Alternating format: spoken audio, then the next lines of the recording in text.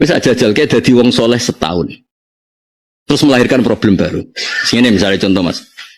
Kowe ora tau tahajud. Ora tau tahajud. Selama ini kan ora tau tahajud. Rong turu biasa kan Mas. Jajal kita tahajud 2 minggu. Oh, kebo. Galu turu wae. Kaya terus sah ngebokno wong. Zaman kowe ora ngaji ning narukan, roh wong ra ngaji ning dalan-dalan biasa. Bareng wis ngaji terus. Piye wektu disia-siakan.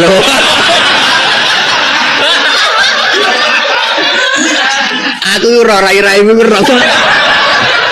Ini kan soleh-soleh makan kurban ya. Artinya apa? Enggak ada jaminan ibadah kamu menjadikan kamu lebih baik. Ono kurbane. Siksa terbesar bagi seorang mukmin itu anzi'a halawata munajati dari pengiran teng hadis qudsi. Jadi abot-abote siksa itu kalau kita sudah tidak merasa nyaman, tidak merasa asik munajat mbek pengiran.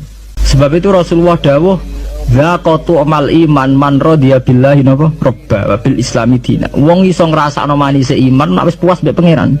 Lah puas itu dimulai dari tidak ngeluh dan gampang syukur. Nah, misalnya kayak pulang mulang jenengan ngeluh ra enak, mulang jamaah santri enak dosen gajine jelas, sak jame jelas, nyai ra jelas. Salam templek kowe takokno pira ra pantes. Nah, ngono ngeluh ngono nak dosen yang ngeluh. Bener nak dosen kowe enak gajine jelas, tapi loyalitasnya gak jelas. Nah, santri kan wani mati. Nah, mahasiswa masa wani mati demi dosane ngeluh pisan. Di bojo ayu ngeluh ra enak, di bojo ayu rawan selingkuh, rawan disenengi wong. Kok di bojo elek ra enak di bojo. Nah, lek ora ono bare. Mana bener pangeran diancam inna adzabin apa terus dia angkat terkungkung terus oleh siksaku. Terus tak rewanginya tenanan jebule wong ra cocok ngeluh itu yang repot. Ngono kula pede mawon. Kula nganggo madzhab Quran wa amma bi nikmati rabbika napa. Kula ngalim ngaku ngalim di dhuwit ngaku napa? Di dhuwit. Ana ora di dhuwit malah meneng ae. Nang kula syukur. Pede kula yen pede. Kula mantep kula mati mlebu swarga. Kula mbek pangeran sing nyaman-nyaman ae. Ya bukan keangkuhan, memang begitu Tuhan mengajarkan kita begitu. Anak indadzoni apa? Abdibi. Aku itu menurut penyangkaane kawula aku. Bukan Allah tak mendengar doamu. Bukan Allah tak menyaksikan permintaanmu. Bukan Allah tak tahu permohonanmu. Allah tahu. Tapi Allah tahu juga mana yang terbaik untuk dirimu. Maka tugasmu hanya meminta, hanya berdoa. Biarkan hasilnya Allah yang menentukan. Maka jangan pernah berhenti berdoa.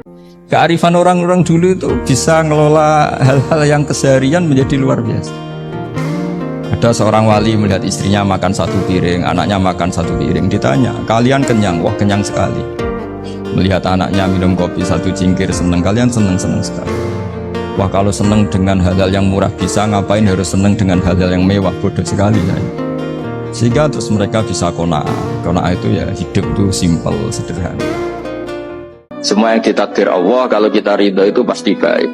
Itu seperti misalnya kita punya anak 5, yang satu sukses jadi profesor doktor atau jadi orang alim, yang satu sekolah aja gak naik, misalnya sudah gak naik, nanti dunia itu menghabiskan harta itu kan. Tapi barokahnya itu mungkin kita mau jadi sombong gak jadi gitu, karena punya anak yang gak sukses. Mungkin barokahnya punya anak gak sukses itu meredam keangkuhan kita, terus kita menjadi orang yang sopan dengan tetangga, dengan orang lain karena dipaksa punya hal-hal yang seperti itu. Ketika kita sekali mengatakan Allahumma sholli ala Sayyidina Muhammad, Allah memberikan kepada kita 10 ampunan dosa dan 10 rahmat. 10 ampunan dosa dan rahmat. Masya Allah, mudah sekali. Dan di antara 10 ampunan dosa dan rahmat itu salah satu rahmat Allah adalah Allah beri kita hidayah.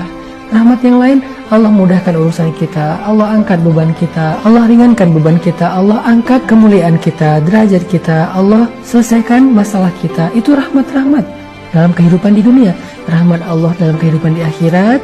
Allah mudahkan sakaratul maut kita, Allah lapangkan kubur kita, Allah tolong dan naungi kita di padang mahsyar, Allah mudahkan hisab kita, Allah mudahkan sirat kita, dan Allah mudahkan kita masuk ke surga. Rahmat Allah. Makanya jangan kikir dalam berselawat kepada Nabi. Semua orang yang berhijrah, semua orang yang melangkah di jalan Allah pasti akan diuji dengan ujian-ujian. Ada yang mengalaminya ujian fisik, lelah, sakit.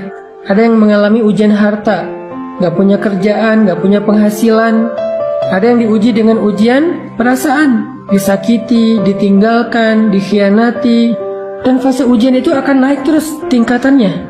Tapi ketika udah berada di puncak, udah berat banget, nggak ketahan lagi, sampai kita bertanya kapan selesainya semua ini, kapan berakhir dan segala macam, Allah menjawab pertanyaan kita.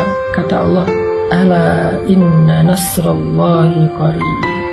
Sungguh pertolongan Allah udah dekat, wahai hambaku. Jangan berputus asa, jangan menyerah dulu, sabar dikit aja lagi. Karena kalau kamu menyerah sekarang, maka sia-sia semua kesabaranmu selama ini. Andai kan orang hanya butuh makanan pokok, yaitu makan dan minum yang pokok, maka kita tidak pernah miskin. Jadi miskin itu disebabkan karena kebutuhan kita banyak, maka merasa miskin kalau nggak tersampaikan. Makanya istighna itu bukan bisek tapi anisek. Kalau dalam bahasa tasawuf, latihlah istighna anisek, bukan bisek. Kalau kamu merasa cukup dengan terpenuhinya kebutuhan itu, maka kamu akan nyari-nyari barang itu. Tapi kalau kamu istighna anisek, memang kamu dari awal tidak. Saya beri contoh begini, kalau kamu bisa makan satu piring hanya butuh 10.000, dengan punya gedung tapi nggak bisa makan, lo kan nggak mungkin bos, orang punya gedung nggak kuat beli makan. Kalau Allah menghendaki bisa saja, misalnya stroke, kamu terlalu didikte oleh ilmu ekonomi.